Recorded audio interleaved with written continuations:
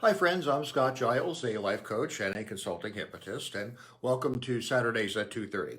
Because every Saturday at 2:30, I shoot a short 5 or 10 minute video on some aspect of coaching or the hypnotic arts and sciences. Today, my topic is dealing with guilt trippers, people who want to guilt trip you.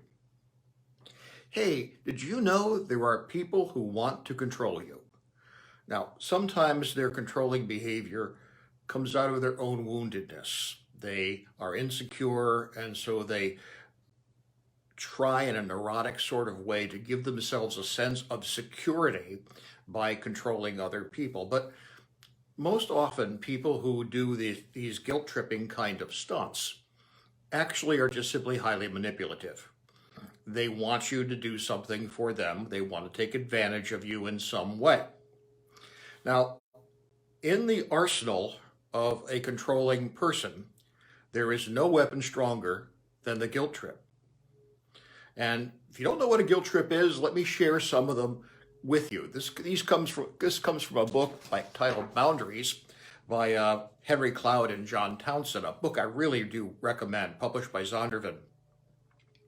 How could you do this to me after all I've done for you? It seems like you could think about someone other than yourself for once. If you really loved me, you would make this telephone call for me. It seems like you would care enough about the family to do this one thing. How can you abandon the family like this? You know how it's turned out in the past when you haven't listened to me. After all, you never did lift a finger around here. It seems like it's time you did. You know that if I did it, you know that if I had it, I would give it to you. You have no idea how much I've sacrificed for you. And most famously, maybe when I'm dead and gone, you'll be sorry. These sound familiar? Those are classic guilt trips that come out of their coaching practice about maintaining boundaries with other people. It's always important to remember that when someone does some of this guilt tripping on you, it's never done for your good or your improvement or your betterment. It's intrinsically done to manipulate. Um, Now, a personal story. My mother was a travel agent for guilt trips. The whole family worked by different forms of emotional blackmail, and I grew up with it. I got away and became a very different person than I was when I was living in contact with that family, and I have no contact with the family now. Once they realized I was not going to play their dysfunctional games, they simply froze me out of the family system, which is fine. I'm perfectly happy. I would not voluntarily want to be in touch with any of them because no good would come of it. But my mother is someone that my wife and I supported financially for 20 years. I did not have any affection for her. She was, in fact, abusive, but I was not going to allow my birth mother to go live in a homeless shelter. So we did take care of her financially. And at one point in the early days of our doing this, it was at Christmas. We were in my hometown for some reason, I think to visit a relative, and she asked me to come in because she had a Christmas gift for me. Well, that's sort of unusual. She wanted to give me a Christmas stocking. And so I went in, and she had this red and white, Christmas stocking. And she gave it to me. And inside were these little tin boxes, each one containing a lump of coal. And she had a whole list of the different grievances she had with me, each one represented by a lump of coal in my Christmas gift. She was most disturbed when I said, I'm really not interested in listening to this. And she said, well, I think it's really important that you know this. Well, I don't, I said. So, Merry Christmas. I got up and left the stocking there. That's the kind of behavior you sometimes get with people who are so intense at being able to control to the smallest degree that they'll go to lengths like that. It's important to remember that a guilt trip is really an expression of anger in disguise. You're not doing what someone wants you to do, and therefore they're going to use guilt as a way of trying to get you to do what they want you to do. And this is why, if that fails, because it is anger in disguise, very quickly the guilt tripping stops and we get to threats. You know, I'm going to throw you out of the family. We're going to write you out of the will. We're never going to talk to you again, that sort of thing. If you get there quickly, if we quickly escalate into a threat, you absolutely know you are being manipulated.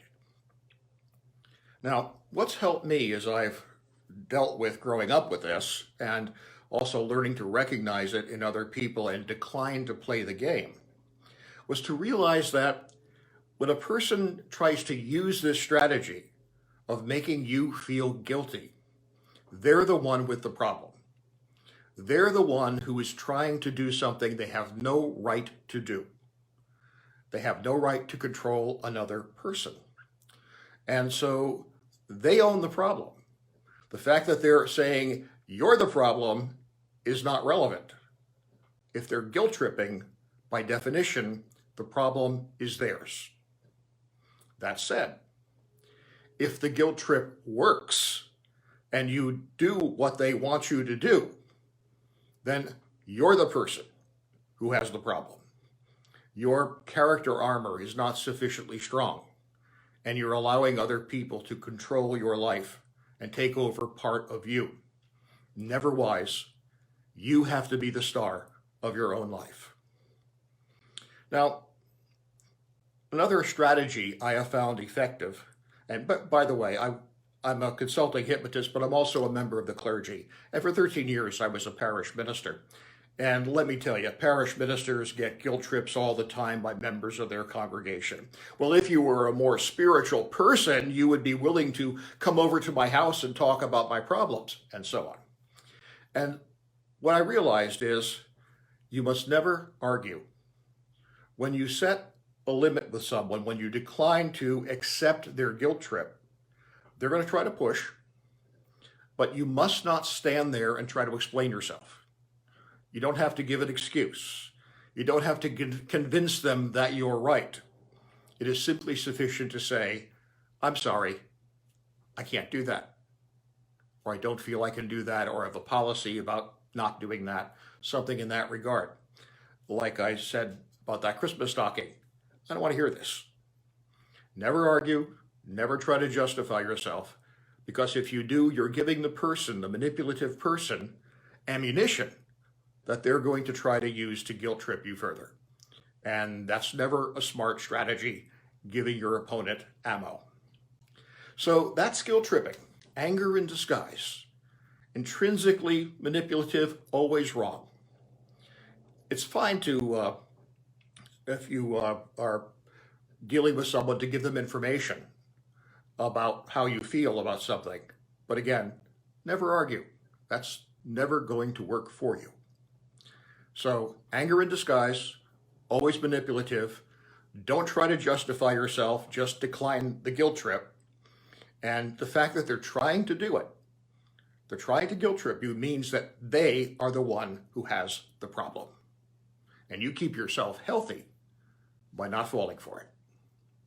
Hey, thank you very much. I'll be back next Saturday at 2:30 Central Time with another topic. In fact, I'm going to be talking at that point about something a little bit different. I'm going to be talking about self-compassion, and I hope you'll find that of some interest.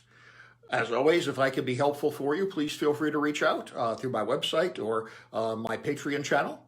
And stay well and stay happy.